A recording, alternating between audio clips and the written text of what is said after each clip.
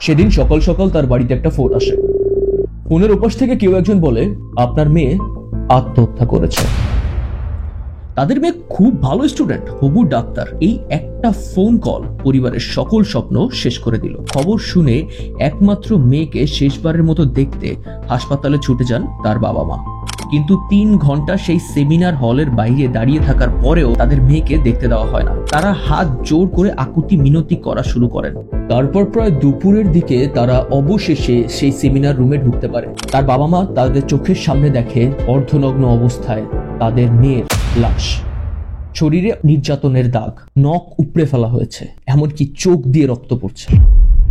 বিষয়টা সবার কাছে স্পষ্ট যে এটা কখনোই আত্মহত্যা হতে পারে না। তাদের মেয়েকে হত্যা করা হয়েছে। কলকাতার স্টুডেন্টরা যখন রাস্তায় প্রোটেস্ট করা শুরু করলো, তখন গেল কেসটা সিবিআই এর হাতে। পোস্টমর্টম রিপোর্টে যেটা তারপর ধরা পড়ে, সেটা দেখে পুরো পৃথিবীর মানুষ ভাষা হারিয়ে ফেলে। এটাকে গণধর্ষণ বললে হয়তো কম বলা হবে। মেয়েটার 2 পা মাঝখান থেকে চিরে ফেলার চেষ্টা করা হয়।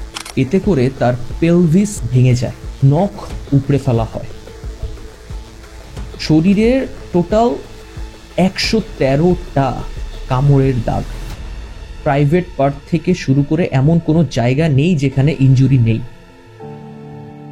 ধর্ষণের পর তাকে শ্বাসরোধ করে এমনভাবে হত্যা করা হয় যে শ্বাসরোধ হওয়ার কারণে তার নাক, মুখ, এমনকি চোখ দিয়ে পর্যন্ত রক্ত উঠে মেয়েটা মারা যায়। তার চোখের মধ্যে পর্যন্ত ভাঙা কাচের টুকরো পাওয়া যায়।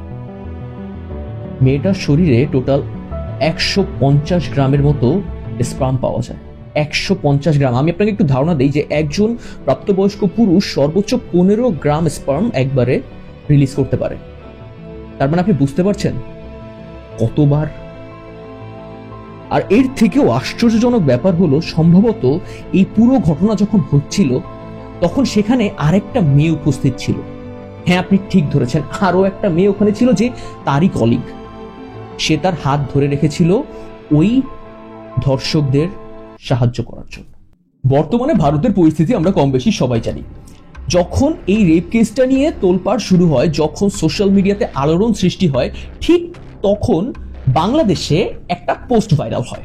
একটা মেয়ে একটা পায়ের ছবি তুলে পোস্ট করে, জাস্ট পায়ের ছবি, বাসে বসে আছে একটা ছেলে এবং একটা মেয়ে, পায়ের ছবি। আপনারা বুঝতে পারছেন কোন পোস্টের কথা বলতেছি। তো ঢাকায় যে মেয়েরা পাবলিক বাসে ট্রাভেল করে, প্রত্যেকেই কখনো না কখনো হ্যারাসমেন্টের শিকার হয়েছে। তো স্বভাবগতভাবেই প্রায় প্রতিটা মেয়ে সেই জিনিসটা রিলেট করতে পারছে, সবাই শেয়ার দেওয়া শুরু করছে। কিন্তু ওই যে তথাকথিত সোশ্যাল মিডিয়া ট্রেন্ড আছে না, সিগমা মেল, আলফা মেল, অমুক মেল, তমুক মেল, তো এই সিগমা মেলদের এই জিনিসটা সহ্য হয়। তো এইবার এরা অনেক তথাকথিত ভাষায় মেয়েটাকে গালি দেওয়া শুরু করছে, খারাপ কথা বলা শুরু করছে। এর মধ্যে একটা কমেন্ট আসে, একটা ছেলে বলে, আরে এটা আমার পা, আমি 6 ফিট লম্বা, বাসে ঠিক মতো বসতে পারি না, এই কারণে টাচ লেগে যায়। শুরু হয়ে গেল তর্ক বিতর্ক। আপনারা বুঝতেই পারছেন যে এটা একটা অবভিয়াসলি ফেক আইডি, কারণ পা দেখে আইডেন্টিফাই করা সম্ভব হচ্ছিল না। কিন্তু কোনটা ফেক কোনটা রিয়েল এটাকে আর দেখার সময় আছে। তাকে নিয়ে মিম বানানো শুরু হয়। মিমগুলোর ক্যাপশন হয় অ্যাটেনশন সিকিং, মানে স্ল্যাট শেমিং শুরু হয়ে গেছে।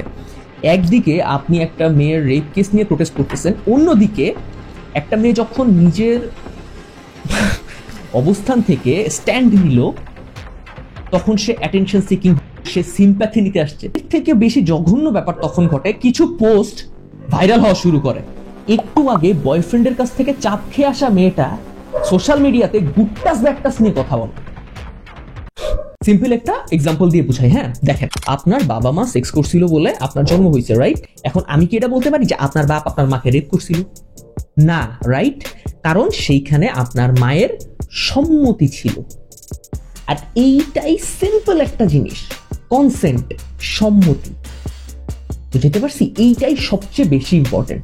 আর হ্যাঁ, আমি জানি পাবলিক বাসে ট্রাভেল করতে গেলে, পাবলিক ট্রান্সপোর্টে ধাক্কা লাগে, টাচ লাগে, বাট কোনটা ইচ্ছাকৃত আর কোনটা অ্যাক্সিডেন্টাল এটা না মেয়েরা বুঝতে পারে, সবাই বুঝতে পারে। কেন বুঝতে পারে? কারণ প্রতিটা মেয়ে, আই রিপিট, প্রতিটা মেয়ে তার শৈশবে থাকাকালীন সময় সেক্সুয়ালি অ্যাসল্ট হয়েছে তার বাবা, চাচা, মামা, কোনো একটা নিকট আত্মীয় কর্তৃক। বিশ্বাস না হয় আপনার বোনকে এখন গিয়ে জিজ্ঞাসা করে দেখেন। মেয়েটা হয়তো বা এতদিন ভয়ে কোনো কিছু বলতেও পারে। Wait, before you say the line all boys are not the same, আমি ছেলেদেরকে কিছু কথা বলি। বেশিরভাগ ছেলে এটা পছন্দ করে না যে তার বন্ধু তার বোনের আশেপাশে ঘুরুক, বা তার বোনের আশেপাশে যেন তার বন্ধু না থাকে। কেন? কারণ সেই ছেলেটা খুব ভালো করে জানে যে তার বোন তার সেই বন্ধুর কাছে সেফ না। তো আপনি এমন একটা ছেলের সাথে বন্ধুত্ব কেন করছেন যার কাছে আপনার বোন সেফ না? আর সেই ছেলের কাছে আপনার বোন সেফ না মানে কি বলুন তো? এই পৃথিবীর কারো বোন আপনার সেই বন্ধুর কাছে সেফ না। এমন একটা ছেলের সাথে আপনি কেন বন্ধুত্ব করছেন? তাকে থাবড়া সোজা করতে পারেন নাই? নাকি আপনিও তার মতো? আপনার কাছে আপনার বোন সেফ তো না। আজকের পর থেকে বন্ধু মহলে যখনই কোনো ছেলে এক্সট্রা কুল সাজার জন্য কোনো মেয়েকে স্লাট শেমিং করবে, তাকে সেখানেই থামাবেন।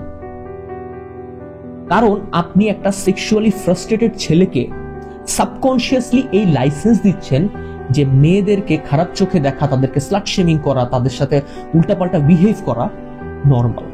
আপনি হয়তো বুঝতেও পারছেন না, কিন্তু তার ওই যে ফ্রাস্ট্রেশনের মধ্যে এটা গেঁথে যাচ্ছে, তার মাথায় যায় না মেয়েদের সাথে এটা করাই যায়। আর এইভাবেই না অঘটনগুলো ওই বন্ধু মহলের ওই আড্ডা থেকে ওই দুর্ঘটনাগুলোর সূত্রপাত হয়। হ্যাঁ, আপনি পুরুষ মানুষ, আপনার একটা মেয়েকে ভালো লাগতেই পারে। মানুষ হিসেবে যৌন চাহিদা সবার আছে, আপনার আছে, আমার আছে, মেয়েদেরও আছে। কিন্তু ওই যে সিম্পল একটা জিনিস, সম্মতি, কনসেন্ট, ওইটাই সবচেয়ে বেশি ইম্পর্টেন্ট। আপনারা প্রাপ্তবয়স্ক, আপনারা সম্মতি থাকলে, আপনাদের দুজনের সম্মতি থাকলে আপনারা করেন না। কে কি ভাবলো, কে কি বললো, কি যায় আসে। কিন্তু কারো অনুমতি ছাড়া তাকে উল্টাপাল্টা ইশারা দেওয়া, রাস্তার ভিড়ের মধ্যে টাচ করা ইচ্ছাকৃতভাবে, এটা কেমন কথা? শুধু এই যে অফলাইনে হয় তা না, অনলাইনে সবচেয়ে বেশি হয়। ইনবক্সে উল্টাপাল্টা মেসেজ দেওয়া, বিনা অনুমতিতেই নিজের 2 ইঞ্চি বেসিনের ছবি তুলে পাঠায় দেওয়া, এটা কেমন কথা? কারো ছবি, কাউকে এই ধরনের মেসেজ দেওয়া, এই ধরনের ছবি সেন্ড করা, কারো অনুমতি ছাড়া তার ছবি ব্যবহার করা, এগুলো হ্যারাসমেন্ট। আর এইটা না বোথ ছেলে মেয়ে উভয়ের ক্ষেত্রেই হ্যারাসমেন্ট। এই ভিডিওতে আমি মেয়েদেরকে তেমন কোনো উপদেশ দেব না, আর তাদেরকে আসলে বলার কিছুই নেই।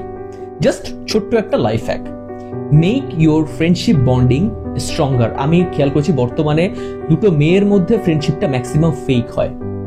আবার একটা মেয়ে ওই ছেলেটার সাথে ফ্রেন্ডশিপ করে বসে থাকে যে ছেলেটা তাকে মনে মনে পছন্দ করে, ইউনো। সো জীবনে না একজন ভালো বন্ধু থাকা অনেক বেশি ইম্পর্টেন্ট। একজন ভালো লাইফ পার্টনারের চাইতেও একটা ভালো ফ্রেন্ড লাইফে বেশি ইম্পর্টেন্ট। কারণ আপনি এখন কোন স্টেটে আছেন, আপনার মেন্টাল কন্ডিশন কি, আপনি ইমোশনালি কার সাথে অ্যাটাচড, আপনার জীবনে কি চলতেছে, এটা শুধুমাত্র একটা বন্ধু ভালো বোঝে, ভালো জানে।